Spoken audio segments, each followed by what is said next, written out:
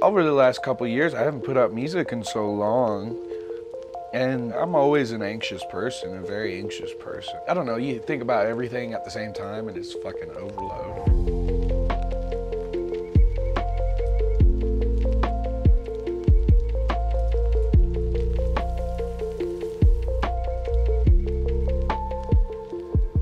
I feel like a lot of people look outwards for inspiration, especially, you know, in COVID and everything. And everybody's had a lot of times themselves, and I've kind of realized, like, you gotta look inwards for inspiration sometimes.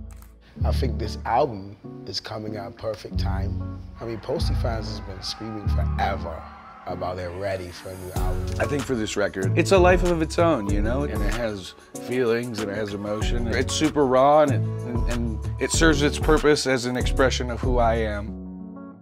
It's short format. Less songs, but songs that speak more to life and speak to how I'm feeling at the moment and the ups and downs and kind of the disarray and kind of like the bipolar aspect of being an artist in, you know, the mainstream. This is about your body of work being what you want it to be and not having songs overlooked. You know, a lot of times you put out 18 songs and a lot of songs you're like, why did those songs not get noticed? But it's because they can't get noticed with 18 songs on an album. So, you know, I think this makes a lot more sense and I'm really excited that he sees the value in making it a shorter album.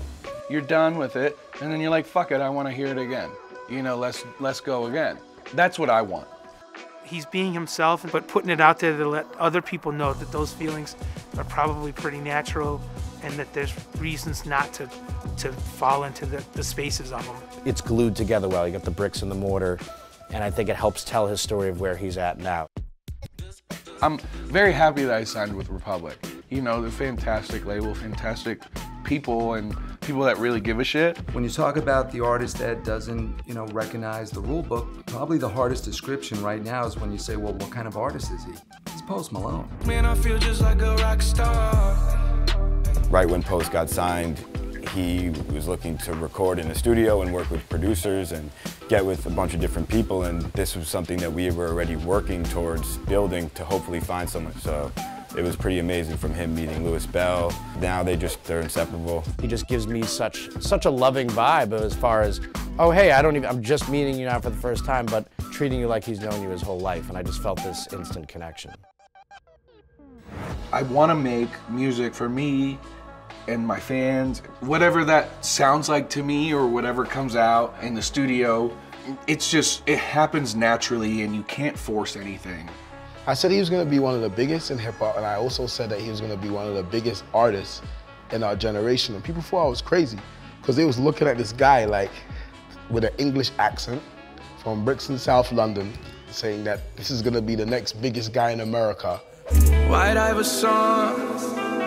When I started balling, I was young. And next to him was a guy with gold teeth, with Allen Iverson braids, and a basketball t-shirt. And I'm telling you, oh, he also plays the guitar too. And like, you guys are not ready for what's about to happen. I met Dre right before Post was releasing his first song, and I was chasing him down because I had heard Post, and I was like, I gotta find this guy and figure out how to get involved. Best show in years. The guitar's calling me over. Let's play some fucking guitar. Let's see what we can make up. I had a melody in my head from yesterday. Let's go into the booth and record it. Oh, sober in the studio, I don't know. I can't do it. Sipping some brews and shit.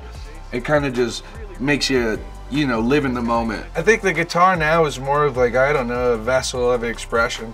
And I use it more as a songwriting tool to figure out chords, because this is the most, you know, accessible thing for me to figure out chords, because I can't play the piano. You've got an 18-year-old kid that kind of dropped out of college, and that wasn't the bad thing. It's just the plan. You worry about what the plan's going to be for them, where he's going to live, what he's going to do, and you try to be as supportive as you can, but you're still 2,000 miles away, and so there's always that worry. but sometimes gambles paid off, right? I think leaving Los Angeles was a big sigh of relief for the parental figures in his life. There's a lot of influences, and it's so close to the middle of a lot of things that are very, very good, but also things that could be very, very bad. Definitely moving to Utah has made things a lot better. For my mental health, has been very, very good, and it's something that I had to do because LA was just kicking my ass. So it is tough, but it's worth it in the end, you know? Living here is definitely like, I don't know, it's just reminded me to take a second and smell the roses, you know? Whenever I'm alone, I play games. This is the best. So this is an Alpha. This is an Alpha booster pack from 1993. This is an Alpha starter pack, and it has 3 of these in there. These could contain the almighty Black Lotus. New skins? What? What? This is awesome. What? They know I'm a nerd. I'm the new Game of Thrones villain. What's your Game of Thrones name? Skylar. I love Costco. I love Costco so much. And my picture's terrible. Costco pictures are the most unflattering pictures of any human ever. I'll show you my sick ass wingman shots. God damn, watch this, damn. Fuck, stop, cut that out. Thanks for hanging out with me, and I love you.